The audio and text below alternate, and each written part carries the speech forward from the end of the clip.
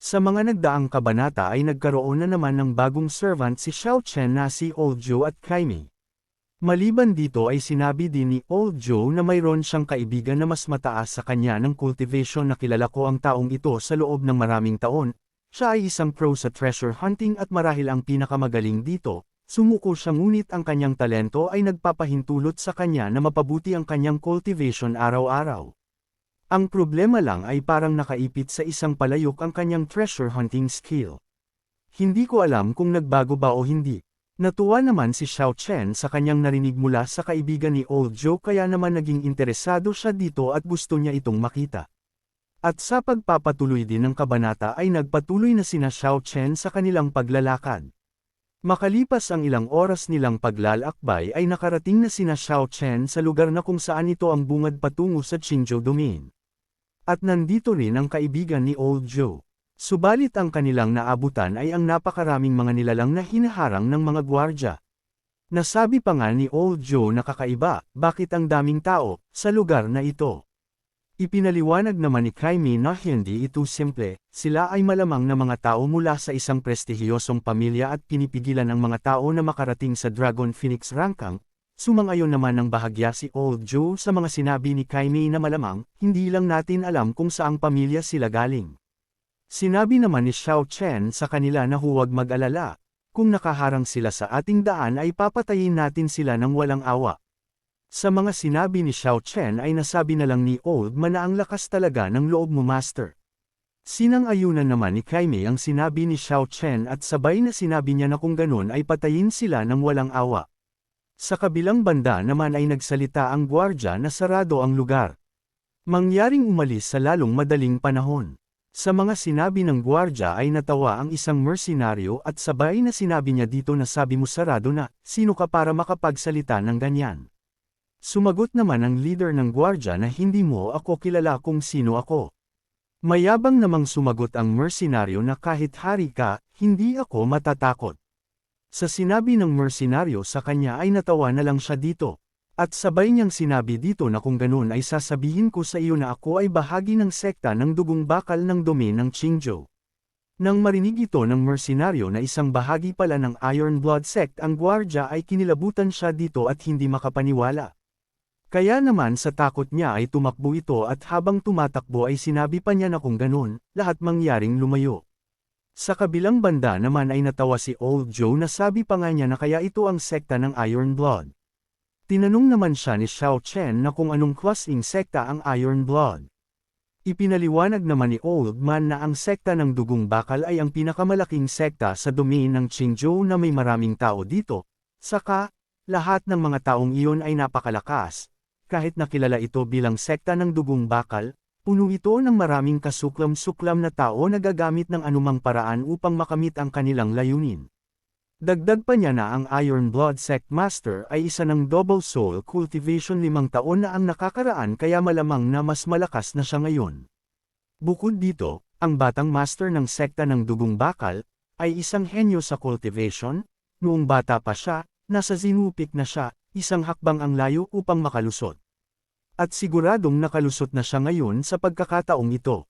Sa mga narinig ni Xiao Chen tungkol sa sekta ng Iron Blood ay natawa na lang siya dito at sabay na sinabi ni Xiao Chen na mga langgam lang sila, Old Joe, kaya naman magpatuloy na tayo. Sinabi naman ni Old Joe na halatang wala sila kumpara sa'yo. Nagpatuloy sina Xiao Chen sa paglalakad subalit napansin naman sila agad ng gwardya dito. At agad na sinabihan sila Xiao Chen na yung tatlong tao sa baba. Bulag ba kayo? Hindi nyo ba nakikita na sarado ang lugar na ito? Bilasan nyo at tumakbo ng sumisigaw. Sinabi naman ni Xiao Chen kay Old Joe na ikaw na ang baalang umayos sa mga hangal. Subalit ipinaalala ni Old Man na oo master, ngunit kung gagawin natin iyon, ibig sabihin ay opisyal na tayong lalaban sa sekta ng Iron Blood. Sinabi naman ni Xiao Chen kay Old Joe na huwag kang mag-alala. Nagpa-cute naman si Kaimei at sabay na nagpresenta na kung maaari master ako na ang aayos nito. Subalit sa kanyang pakiusap kay Xiao Chen ay sinabi lang ni Xiao Chen na hayaan mo si Old Joe ang gumawa nito, dahil mas mabilis siya. Bahagya namang nena si Kaimei sa sinabi ng kanyang master, samantalang si Old Man ay naghahanda upang paslangin ang mga gwardya ng Iron Blood. Sigaw naman ng sigaw ang gwardya sa hindi pagpansin nila Xiao Chen na sabi pa nga nito na kinakausap ko kayong mga tao. Mga bingi ba kayo? Subalit sa kabila ng kanyang mga sinabi ay tumalon na si Old Joe sa kanilang harapan. Nagulat naman ang gwardya sa ginawa ni Old Joe kaya naman sinabi niya kay Old Joe na ikaw, bakit ka tumalon dito? Subalit sa kanyang mga tanong ay naghanda na si Old Joe ng isang atake. Na ikinagulat naman niya at halos humiwalay na ang kanyang kaluluwa. Maya-maya pa ay tuluyan na nga itong pinakawalan ni Old Joe ang kanyang atake, nagulat naman ang mga mercenaryong nakakakita. Matapos ng atakehin ni Old Joe ang mga gwardya ay bumaba na siya dito. At ang sinunod naman niyang sinira ay ang pintuan upang tuluyan na silang makapasok. Inaantay naman nila Xiao Chen na matapos na si Old Joe sa kanyang ginagawa. Maya-maya pa ay tuluyan na nga itong nawasak ni Old Joe ang tarangkahan. Kaya naman agad niyang sinabi kay Xiao Chen na master pakiusap pumasok na. Habang nagpapatuloy sila Xiao Chen ay nasabi na lang ng mga mercenaryo na nakita mo ba iyon? Pinatay nila ang mga tao mula sa sekta ng Iron Blood. Dagdag pa ng isa na sino ang tatlong taong ito. Nangangahas na pumaslang mula sa angkan ng Iron Blood sect, pagod na ba sila sa kanilang pamumuhay? Habang nagpapatuloy sila Xiao Chen sa paglalakad ay sinabi niya kay Old Joe na nasaan ang dati mong kaibigan. Sumagot naman si Old Joe na mangyaring sundin ako, ang landas sa kanyang tahanan ay isang daya. Nagpatuloy sa paglalakad sina Xiao Chen at pinangungunahan ito ni Old Joe patungo sa bahay ng kanyang kaibigan. Bahagya namang napansin ni Xiao Chen ang kalangitan, nasabi pa nga niya na napakaraming itim na ulap. Nagtataka naman si Jaime sa sinabi ng kanyang master na kung saan ang sinabing itim na ulap ni master. Nakahit si Old Man ay walang ideya sa mga sinabi ni Xiao Chen. Sa kanilang pagtataka ay sinabi ni Xiao Chen na huwag kayong mag-alala hindi nyo talaga ito makikita. Habang pinagmamasdan ni Xiao Chen ang kalangitan ay sa isip-isip pa nga niya na itong kumpol ng mga itim na ulap ay tiyak na gawa ng langit, sa mga itim na ulap na ito, hindi mapalad ang mga tao, mukhang mahirap talaga ang Xinwu realm sa lalaki. Maya-maya pa ay tinawag na ni Old Joe ang kanyang kaibigan na sabi pa nga niya dito na little brother, nakarating na ako. Hindi mo ba ako tatanggapin? Nang marinig ito ng kanyang kaibigan ay agad itong nagbukas ng kanyang pintuan. At makikitang sobrang tanda na ang hitsura nito. Naglakad ng dahan-dahan si Luan Ping palapit sa kanilang tatlo. Si Old Joe naman ay hindi makapaniwala sa hitsura ng kanyang kaibigan. Nang makita ito ni Xiao Chen ay bahagya siyang nagulat na sabi pa nga niya, na ito, parang hindi lang inalis ng langit ang kanyang swerte, kundi inalis din ito ang kanyang cultivation at lakas. At ano nga ba ang ni-research ng lalaking ito? Sinabi naman ni Luan Ping na mukhang dumating ka na. Pakiusap pumasok ka. Dahan-dahan namang pumasok sila sa bahay ni Luan Ping na kaibigan ni Old Joe. Nang makapasok sila ay tinanong ni Luan Ping si Old Joe na kung bakit mo ako pinuntahan at binisita. Hindi naman sumagot si Old Joe sa mga tanong ng kanyang kaibigan bagkus ay tinanong niya ang kanyang kaibigan na kung bakit ka naging ganito. Nasaktan ka ba ng malubha? Ipinaliwanag naman ng lalaki na sa totoo lang, hindi ko alam. Nararamdaman ko na lang ang paglabas ng lakas ko araw-araw. Dagdag pa niya na simula nang bumalik ako sa kamalayan ko, naging ganito na ako. Matapos niyang sabihin ang nangyari sa kanya ay ibinaling naman niya ang usapan na kung sino ang dalawang tao. Sinabi naman ni Old Joe na brother hayaan mo akong ipakilala sa iyo ang aking master. Nagulat naman ang kanyang kaibigan sa kanyang ipinakilalang master. Maya-maya pa ay tumawa ito at sabay na sinabi niya na ito ay hindi isang nakakatawang biro, hindi nakakatawa sa lahat. Ngunit halos mabilaw ka na siya sa kanyang pagtawa.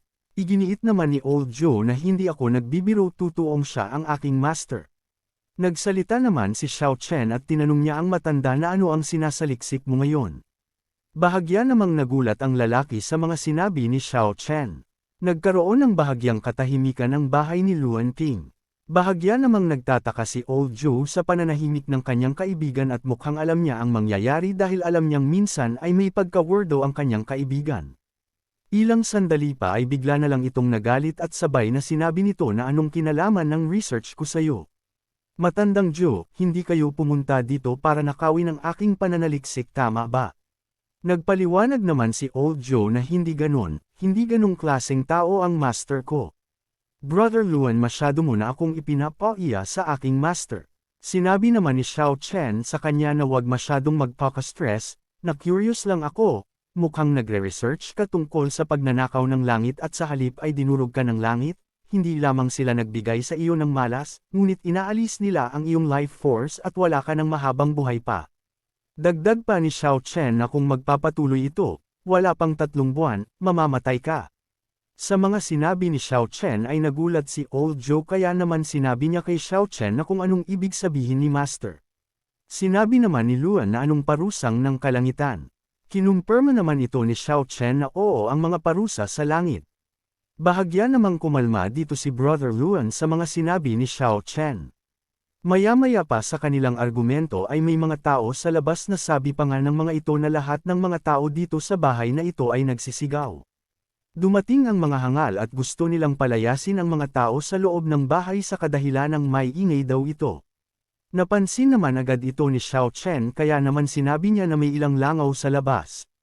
Old Joe, ikaw na ang bahala sa mga ito. Na agad naman na sinang-ayunan ni Old Joe ang sinabi ng kanyang master. Nang makalabas si Old Joe ay sinabi niya sa mga hangal na kung hindi kayo aalis, papatayin ko kayo ng walang awa. Dagdag pa ni Old Joe na sino kang matangkad, na maglakas loob na sabihing umalis na kami, alam mo ba kung sino ako? Sinabi naman ng hangal na hindi ko alam, ngunit kung hindi kayo aalis, sa halip ay magiging mga patay na kayo.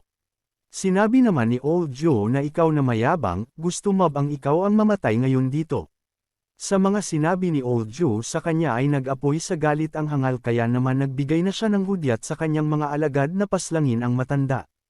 Agad namang sumugod ang kanyang mga alagad ng walang pag-aalinlangan. Subalit bago pa man makalapit ang mga hangal ay sinalubong na sila ng atake ni Old Joe na dahilan upang magsitalsikan pabalik ang mga ito. Sa kabilang banda naman ay sinabi ni Xiao Chen kay Luan Ping na matutulungan kitang magtago mula sa mga parusa ng langit, ngunit dapat kang sumunod sa akin. Dagdag pa niya na pag-isipan ito ng mabuti at kung matatanggap niyo ba ang alok ko. Matamlay namang sinabi ni Luan Ping na hindi na kailangan, kung ibinigay na talaga itong parusa sa akin ng langit, kung ganon ay ito na talaga ang kapalaran ko. Sinabi naman ni Xiao Chen sa kanya na maaaring hindi mo nais na makumplito ang iyong pananaliksik. Sumagot naman si Luan Ping na mahaba ang research ko pero walang pagbabago. Medyo frustrated ako. Sinabi naman ni Xiao Chen nang nakakaloko na huwag ka nang magpanggap, ang iyong mga mata ay gustong-gusto ito. Bahagya namang nagtataka si Luan Ping dahil alam din ni Xiao Chen ang kanyang mga iniisip. Lumapit naman si Kai Mei kay Luan Ping at sabay na sinabi niya dito na malakas talaga ang master ko, kung sasabihin niya na makakatulong siya sa iyo ay magagawa niya ito. Subalit bahagya namang hindi naniniwala si Luan Ping, kaya naman tinanong niya ito na kung totoo ba ito. Dahil nakarating ka na sa part na ito ay inaanyayahan kita na pindutin ang like at mag-subscribe at i-on ang notification bell. At kung gusto mo naman na suportahan ng matindi ang bidang hangal na ito ay maaari mo ding pindutin ang super thanks sa ibaba para mas lalong ganahan ang hangal na ito. Maraming salamat mga bida. Sa kanyang pagdududa ay tinanong niya si Xiao Chen na maaari mo ba talaga akong tulungan na makalusot sa aking pananaliksik. Mabilis namang sinabi ni Xiao Chen na makakatiyak ka. Lumapit naman si Luan Ping at sabay na sinabi niya kay Xiao Chen na kung ganun ay paniniwalaan kita sa isang pagkakataon. Agad naman na sinabi ni Xiao Chen sa kanya na bago ang lahat ay kailangan mo munang gumawa ng kasunduan sa akin ng soul contract. Nagulat naman si Luan Ping sa sinabi ni Xiao Chen na soul contract. Dahil sa nagulat si Luan Ping ay lumapit na naman si Kai Mei at sabay na sinabi niya kay Brother Luan na ikaw ay isang old man na masyadong maraming iniisip. Maya-maya pa ay nakapagpas siya na siya na gumawa ng kasunduan, kaya naman sinabi na niya kay Xiao Chen na kung ganun ay gawin muna ito. Agad na naglabas si Xiao Chen ng enerhiya sa kanyang kamay. At mabilis na itinutok ni Xiao Chen ang kanyang kamay sa noo ni Luan Ping. Subalit sa ginawa ni Xiao Chen ay nagkaroon ng reaksyon ang kalangitan. Naglabas ito ng isang malakas na kidlat patungo sa kanya. Na agad naman itong napansin nilang dalawa ni Black. Kaya naman agad na sinalubong ito ni Black at ginawa itong pagkain at mukhang nagastuhan pa nga ito ni Black. Sa unang atake ng kalangitan ay wala itong nagawa kay Xiao Chen. Agad naman na sumigaw si Xiao Chen at itinuro niya ang kalangitan na sabi pa nga niya dito na ang kaliit-liit na cultivation ba na iyon ang dapat na huminto sa akin. Suplado ka rin ba? Sa mga sinabi ni Xiao Chen ay bahagyang nagulat si Old Joe dito. Na kahit si Luan Ping ay hindi makapaniwala sa paghahamon ni Xiao Chen, sa isip-isip naman ni Kaimei na si Master, ay sapat na baliw upang pukawin ang langit. Dahil sa mga sinabi ni Xiao Chen ay nagalit ng gusto ang kalangitan at mas tumindi ang reaksyon nito. Napatingin naman si Old Joe sa kalangitan dahil mas tumindi ang reaksyon nito. Kaya naman nang makita niya ito ay nagulat siya na kung ano ito. Nasabi na lang din ng hangal nang makita niya ito na maaring ito ay isang parusa ng kalangitan. Nasabi na lang ni Luan Ping na kung anong nangyayari sa labas. Habang sila ay nagtataka ay malinaw naman na nakikita ito ni Xiao Chen. Nagkaroon ng matinding reaksyon si Black, kaya naman sinabi ni Xiao Chen sa kanya na kung gagawin mo ba o ako ang gagawa. Sa sinabi ni Xiao Chen ay agad na tumalon si Black, at nag-transform sa kanyang orihinal na laki at upang salubungin ang atake ng kalangitan. Agad namang hinamon ni Black ang kalangitan na umatake na ito. Habang sina Kaimei at Luan Ping ay bahagyang napa-atres at nagtataka kung anong gagawin ni Black. Maya-maya pa ay umatake na ang kalangitan at makikitang hindi ito basta-basta dahil marami ito at sa dala-dala nitong nakakakilabot na lakas. Agad na sinalubong ni Black ang atake ng kalangitan na ginagawang pangdagdag lamang ito ni Black para sa kanyang cultivation. Nang matapos ang atake ng kalangitan ay pinuri ni Xiao Chen si Black. Sinabi naman ni Xiao Chen sa kalangitan na kalimutan mo na, hindi mo ako mapipigilan mag-isa. Sa sinabi ni Xiao Chen ay agad naman itong nawala kaya naman akala ni Xiao Chen ay wala na talaga ito. Subalit ilang sandali pa ay bigla itong umatake ng at hindi na ito basta-basta dahil mas malakas na ito. Naikinagulat naman ni Xiao Chen kaya naman hindi na siya nakapaghanda dito. At direktang tumama sa kanya ang atake ng kalangitan sa pangatlong beses at makikitang bahagyang nasaktan siya dito. Sa atake ng kalangitan ay gumuho ang bahay ni Brother Luan na kung saan nandito rin sina Xiao Chen. Nang makita ito ni Old Joe ay nag-alala siya sa kanyang master. Subalit kinilabotan naman ang hangal nang makita niya ito na sabi pa nga niya na talagang nakakatakot, itong kulog at kidlat na ito ay sapat na malakas upang tangahin ang 100 tao. Hindi kailangan ko munang umalis. Mabilis na lumipad ang hangal sa kanyang takot na baka pati siya ay madamay. Samantalang si Old Joe naman ay mabilis na pinuntahan sina Xiao Chen. Subalit nang makita niya ito ay bahagyang nawala ang kanyang pangamba. Sinabi naman ni Xiao Chen sa kalangitan na ang kapangyarihan na ito ay basura. Sa mga sinabi ni Xiao Chen ay bahagyang ninas ang kalangitan. Dagdag pa ni Xiao Chen na sa lakas lang ng Xinwu Realm, hindi mo ako mapipigilan, maging mabuti at kalimutan mo na ito. Subalit sa sinabi ni Xiao Chen ay unti-unti na itong naglalaho. Maya-maya pa ay tuluyan na nga itong naglaho.